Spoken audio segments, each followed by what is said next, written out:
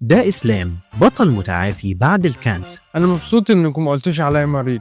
تعالوا شاركوني في يومي بعد الكيموثيرابي في أفيثان كلينيك.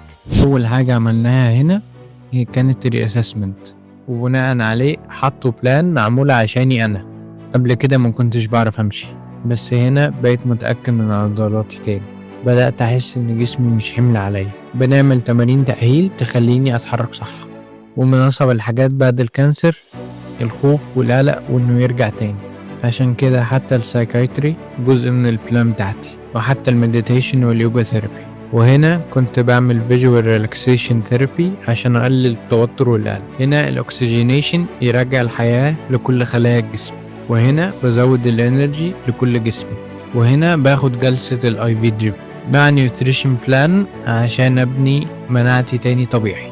وحتى الجيم والرياضة والتمرين والحركة وجلسات وتفاصيل كتير في البلان بتاعتي.